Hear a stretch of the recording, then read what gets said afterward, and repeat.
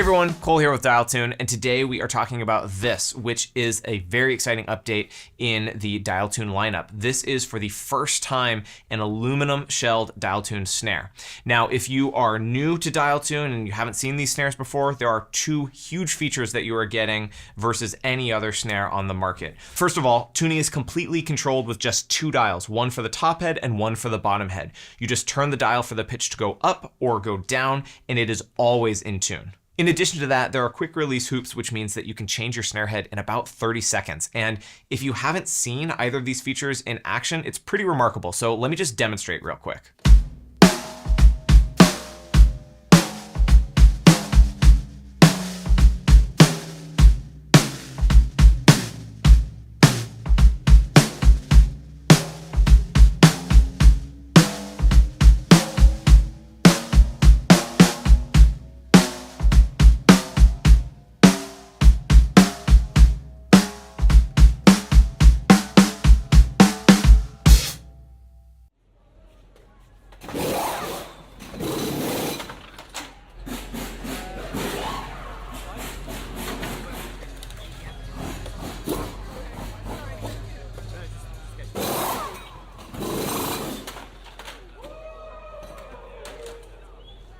So that's what Dailtune is bringing to the table. Now, more about this drum, the reason we're here, the first aluminum Dailtune snare. Maple and brass have been staple shell materials in the Dailtune lineup up until now, but this is the first time we've had aluminum. And I'm sure, as you know, some of the most famous and some of the most recorded snare drums of all time have been aluminum. I want to talk about the general characteristics of an aluminum shell and then, of course, demonstrate what this thing sounds like. Aluminum, in comparison to brass, steel, or even maple, has always been regarded as a very dry and neutral metal. Some will even consider it a warmer metal, if that makes any sense, but you're less likely to get some of the harsher overtones that you would get out of something like brass or steel. It's not quite as lively, and for that reason, it has often been used in recording studios and in situations where you want something that has a focused sound, it's going to sound neutral and balanced at all times. That said, these drums tend to have a lot of mid-range focus that helps them really sit perfectly in a mix, either live or in the studio.